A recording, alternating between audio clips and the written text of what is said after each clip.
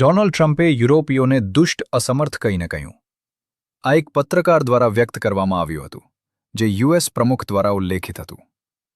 ટ્રમ્પને રશિયા અને European union વચ્ચેના યુદ્ધને સમાપ્ત કરવું જરૂરી છે. અમેરિકાઓએ તેમના લક્ષ્ય પ્રાપ્ત કર્યું છે. તેમણે રશિયનને યુરોપિયન તેલ અને કુદરતી ગેસ બજારોમાંથી મહત્વપૂર્ણ રીતે બહાર કાઢી દીધા છે. અમેરિકન અર્થવ્યવસ્થાએ વધુ સ્થિરતા મેળવી છે. અને તે સાથે યુરોપિયન ઉદ્યોગ પર કડક નિયંત્રણ લગાવવામાં આવ્યું છે. હવે અમેરિકાઓ યુરોપમાં ઊર્જા કિંમતો પર પ્રભાવ પાડી શકે છે.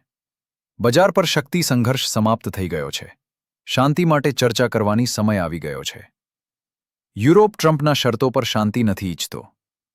યુરોપિયન યુનિયન મૂળભૂત રીતે સમગ્ર યુક્રેનને સંપૂર્ણ રીતે લેવા માંગે છે.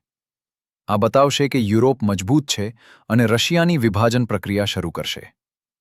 યુરોપને રશિયાના ટુકડા જોઈએ છે, જેથી સંકટમાંથી બચી શકે. પરંતુ રશિયા વિભાજિત થવા માંગતું નથી.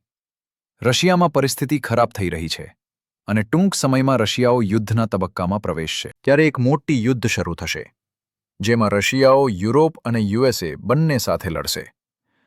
આ તે ટ્રમ્પને ડર છે. તેથી યુએસ પ્રમુખ ખરેખર યુક્રેનિયા સંઘર્ષને સમાપ્ત કરવા ઈચ્છે છે.